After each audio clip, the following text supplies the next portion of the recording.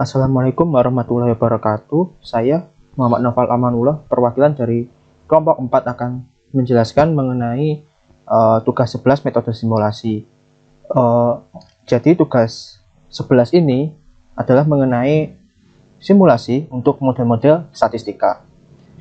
Untuk anggota kelompok dari kelompok kami adalah yang pertama Unjilatur Rohmah, yang kedua Ajeng Jasmine Firdausi, yang ketiga Muhammad Naufal Amanullah, yang keempat Dini Amalia, yang kelima Ika Sofiatul Mahmudah, dan keenam Muhammad Fahrezi. Untuk tugas ini terdapat dua kasus. Untuk kasus 2 itu berisi mengenai model regresi dengan autokorelasi. Sedangkan kasus 4 itu membahas mengenai model regresi dengan data pencilan. Nah, untuk kasus 2 ini akan saya jelaskan, sedangkan untuk kasus 4 nanti akan dijelaskan oleh Dini Amalia.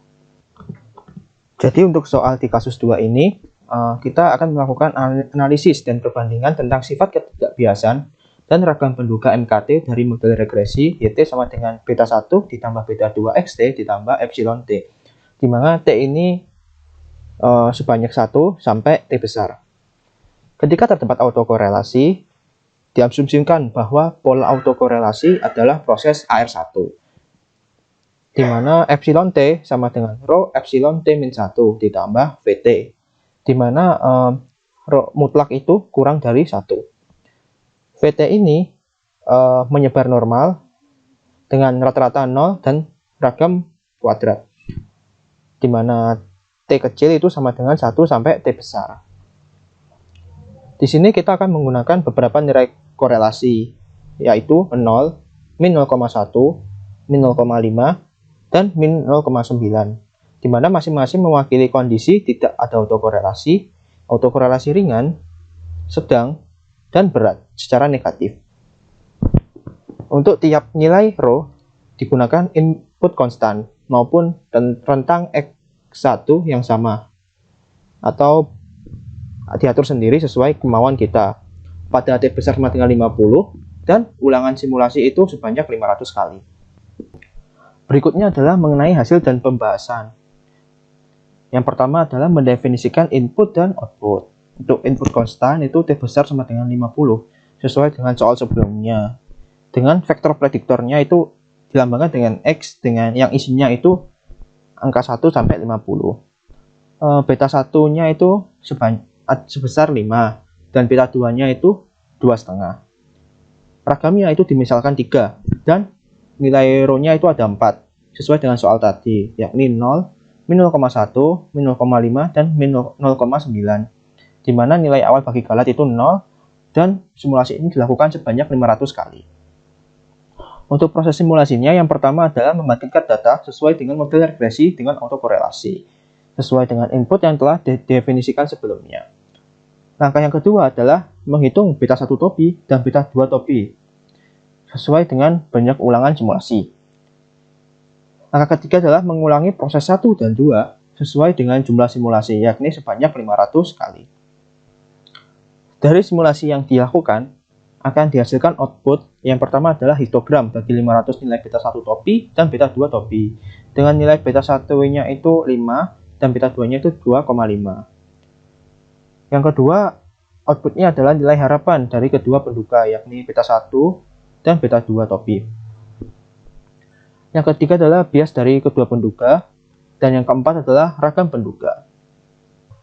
Berikutnya adalah implementasi simulasi ini dengan menggunakan RStudio. Yang pertama itu kita akan membentuk fungsi pen, di mana fungsi pen ini adalah membangkitkan data sesuai model regresi dengan autokorelasi, di mana input yang digunakan adalah vektor X, B1, B2, sigma 2, dan rho.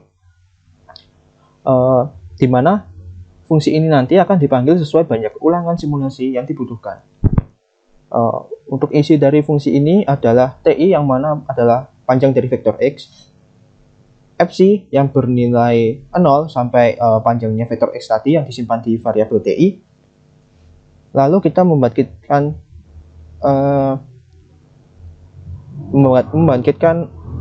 nilai V yang mana jumlahnya itu sebanyak TI dengan rata-rata 0 dan simpangan bakunya itu adalah akar dari sigma 2.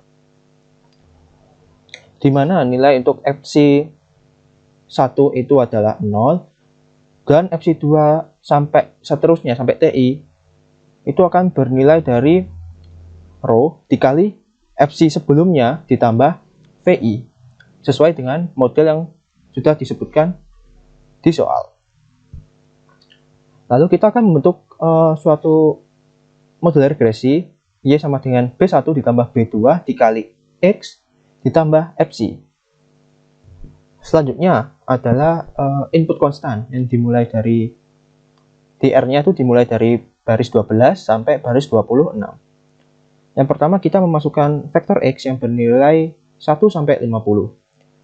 Kita masukkan beta 1 yang sebanyak 5 tadi dimasukkan ke variabel B1, beta 2 yang sebanyak 2,5 dimasukkan ke dalam variabel B2, ragam sebanyak 3 dimasukkan di variabel sigma 2, di mana M atau ulangan simulasinya ini sebanyak 500. Lalu kita membentuk vektor Rho yang menyimpan nilai-nilai Rho yang akan digunakan yang sebanyak 4 tadi, di mana N itu merupakan banyaknya Rho, yakni 4. Lalu kita akan menyiapkan wadah untuk hasil simulasinya nanti, yakni wadahnya adalah EB1 dan EB2 yang merupakan wadah dari rata-rata beta 1 topi dan beta 2 topi. Bias underscore B1 dan bias underscore B2 yang merupakan wadah dari bias B1 topi dan bias B2 topi. Rag underscore B1 dan rag underscore B2 yang merupakan wadah dari ragam beta 1 topi dan ragam beta 2 topi, di mana nilai dari E underscore B1 sampai rag underscore B2 itu panjang vektornya sebesar N atau sebanyak dari jumlah row yang digunakan. Sedangkan untuk menyimpan nilai beta 1 dan beta 2 itu akan disimpan pada variabel beta 1 dan beta 2, di mana vektornya itu panjangnya sebanyak M atau sebanyak simulasi yang dilakukan. Lalu untuk baris 28 sampai 34 itu adalah perulangan simulasi sesuai dengan jumlah row-nya. Nah, untuk yang dilakukan ulangan sebanyak 500 kali itu berada pada baris 29 sampai 35. Di mana di situ nilai dari fungsi pen itu akan disimpan dalam variabel Y. Di mana variabel Y ini nanti akan digunakan untuk pemodelan model regresi yang akan disimpan hasilnya pada model reg. Nah, model reg ini digunakan untuk diambil nilai betanya dengan menggunakan sintaks pada baris 32 itu model reg dolar koefisien. Nah, karena nilai variabel beta itu ada dua kolom. Untuk kolom 1 itu nilai dari beta 1 dan untuk kolom 2 itu nilai dari beta 2. Nah, untuk nilai dari beta 1 itu akan disimpan pada beta 1 indeks ke I, dan beta 2 akan disimpan pada beta 2 indeks I. Jadi indeks I ini nanti akan sesuai dengan jumlah simulasi yang dilakukan. Lalu setelah simulasi itu dilakukan sebanyak 500 kali, akan dibentuk histogram untuk beta 1 maupun beta 2. Lalu akan diambil juga nilai rata-ratanya dari beta 1 topi dan beta 2 topi, seperti pada baris ke 38 dan 39. Lalu selanjutnya akan dihitung bias dari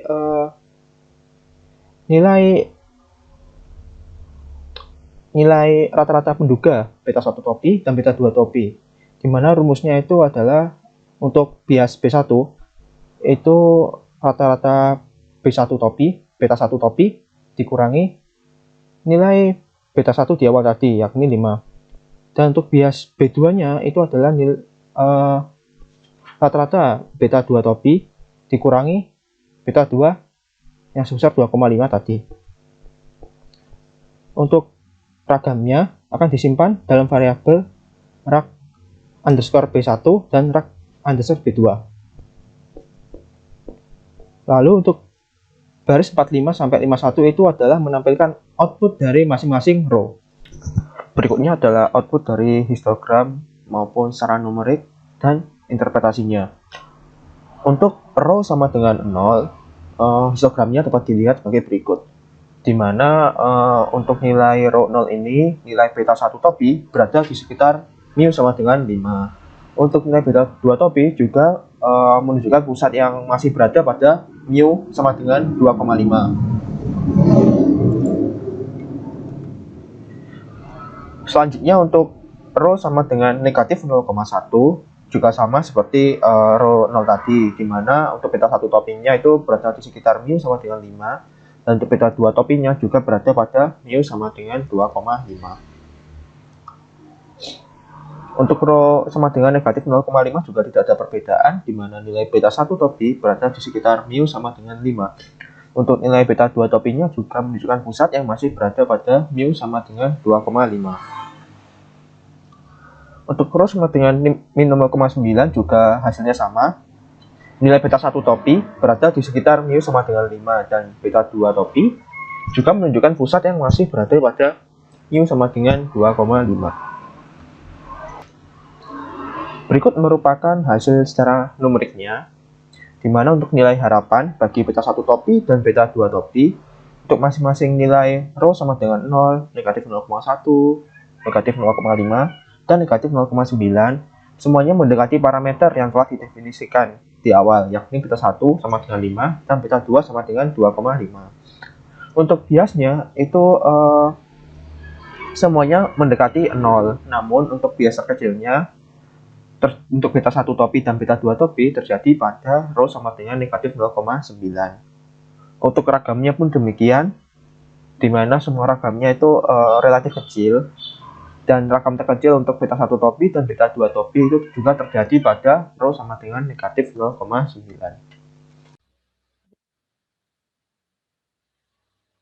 Selanjutnya, saya akan menjelaskan mengenai kasus 4. Berikut adalah soalnya, yaitu ingin melakukan analisis dan perbandingan tentang sifat ketidakbiasan dan ragam bagi rata-rata dan median sebagai penduga mu. Pada sampel YI berdistribusi normal dengan nilai tengah mu dan ragam sigma kuadrat, dan I dari 1 sampai dengan 100.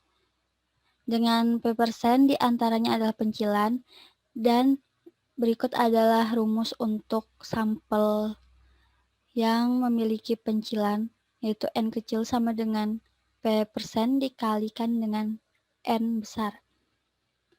Dan selain ada distribusi normal yang biasa, maka di sini kita juga memiliki distribusi normal yang terdapat pencilan di dalamnya.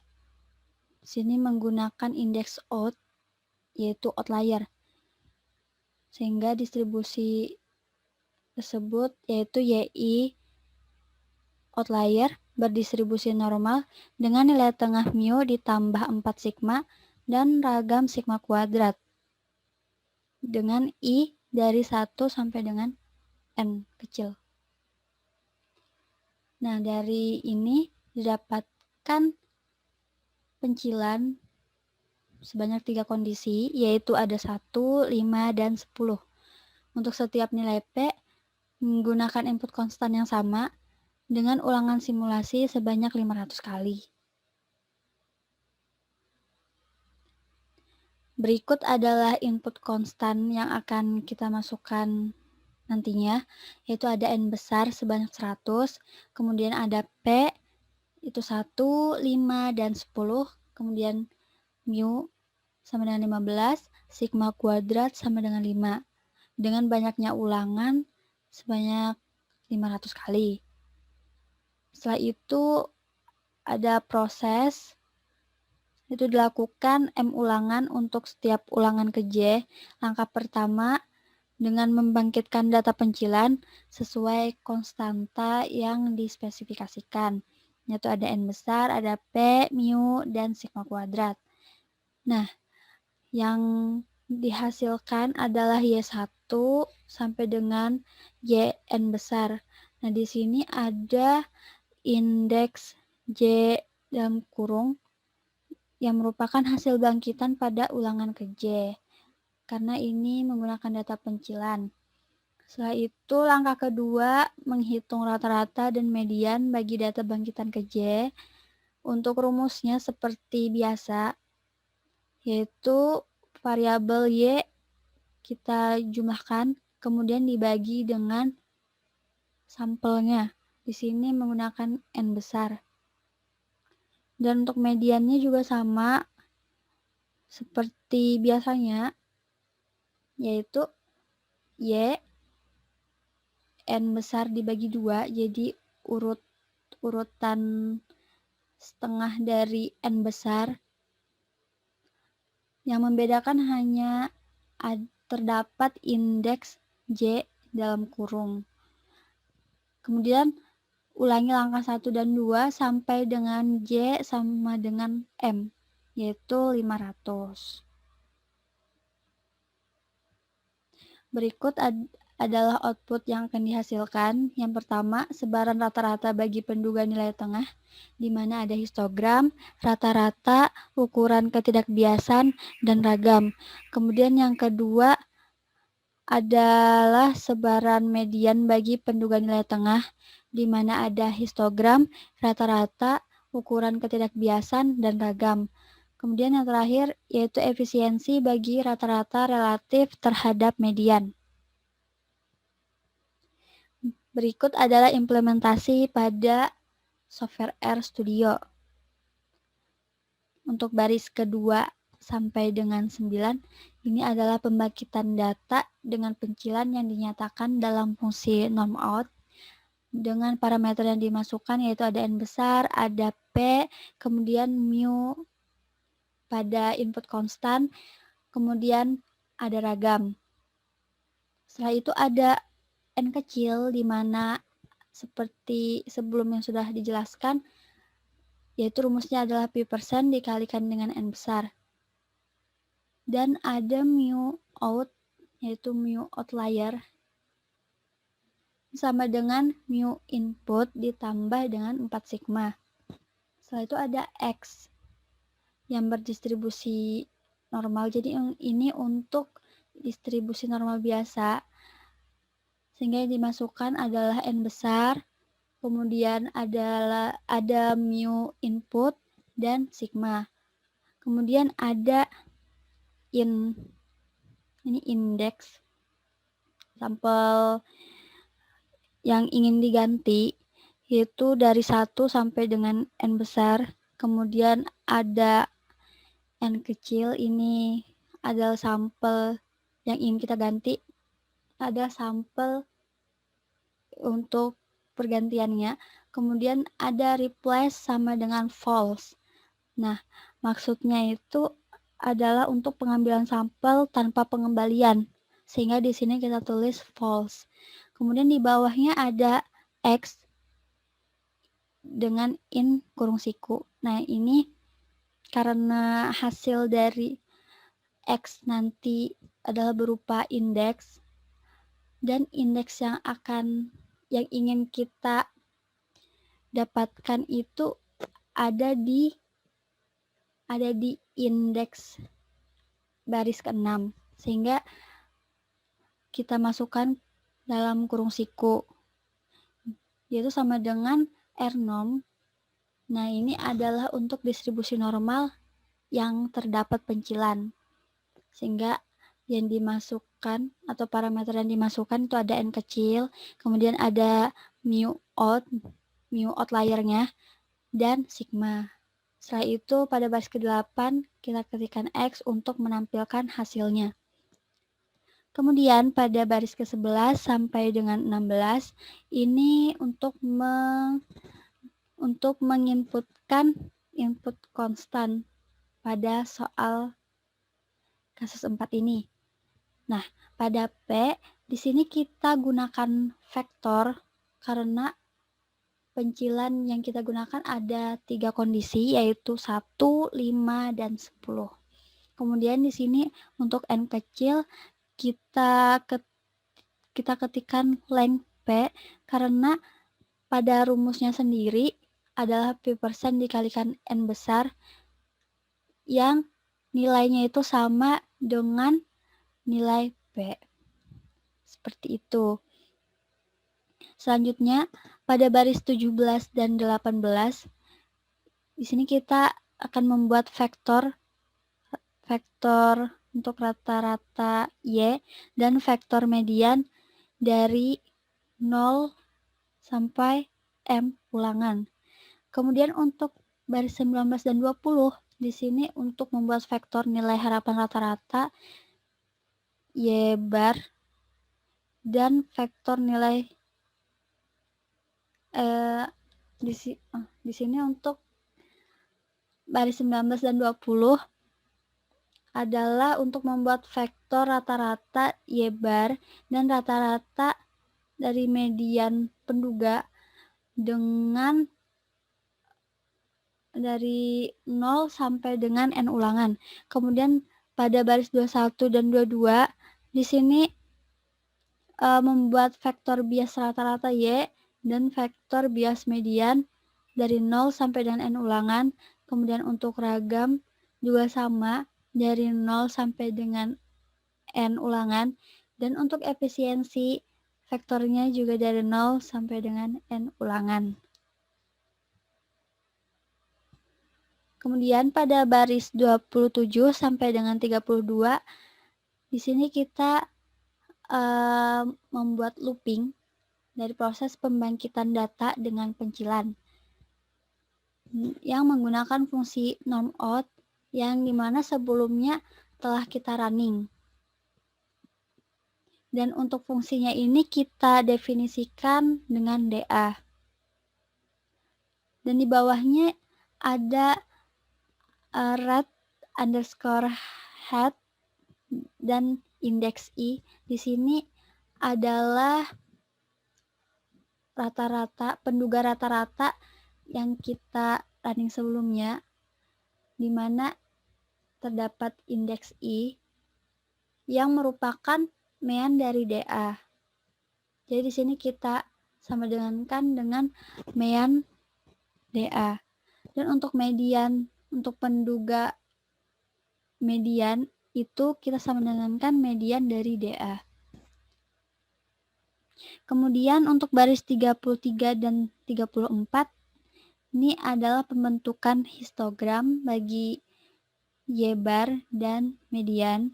Kemudian untuk 35 dan 36, ini untuk menghitung rata-rata dari Y bar dan rata-rata dari median.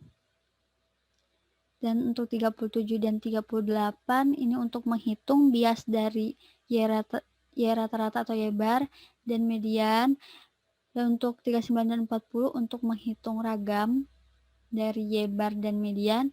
Dan untuk baris 41 ini untuk menghitung efisiensi rata-rata relatif terhadap median. Nah, berikut ini pada baris 44 sampai dengan 50 adalah sintaks untuk menampilkan hasil perhitungan rata-rata Y bar, rata-rata median, kemudian ada bias, ragam, dan efisiensi rata-rata relatif terhadap median dalam satu tabel. Selanjutnya adalah output yang berbentuk histogram. Jadi yang pertama ini adalah untuk P sama dengan 1. Jadi berdasarkan histogram tersebut, untuk nilai pencilan sebesar 1%, dapat kita lihat bahwa nilai Y bar berada di sekitar mu sama dengan 15. Dan untuk median juga sama, berada pada mu sama dengan 15. Hanya saja pada kedua histogram ini dapat kita lihat bahwa nilai mu sama dengan 15 ini lebih mendekati pada nilai median, pada nilai penduga median.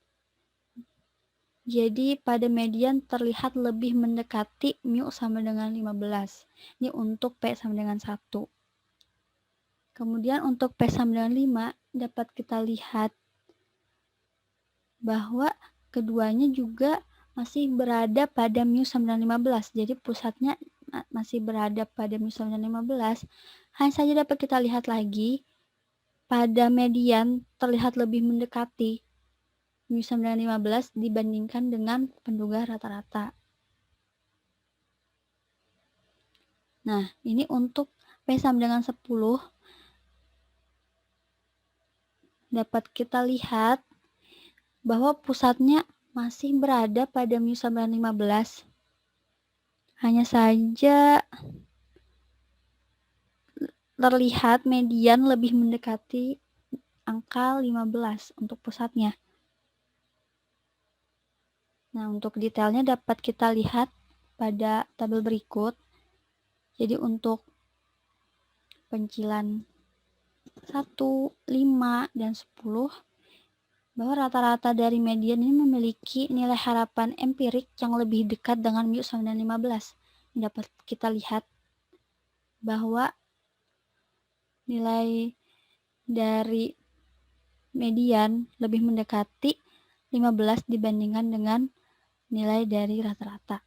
Kemudian dari nilai kedua penduga untuk pencilan 1, 5, dan 10 terlihat bahwa rata-rata memiliki bias yang lebih besar dibandingkan median. Nah, nilai bias terkecil pada rata-rata dan median terjadi pada saat P bernilai 5.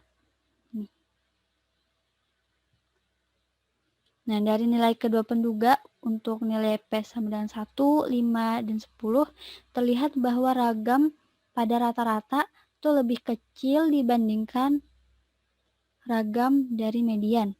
Nah, ditunjukkan dengan nilai efisiensi yang lebih dari 1. Nilai ragam rata-rata terkecil pada P sebesar 5. Sedangkan pada nilai ragam median terkecil pada P sebesar 10.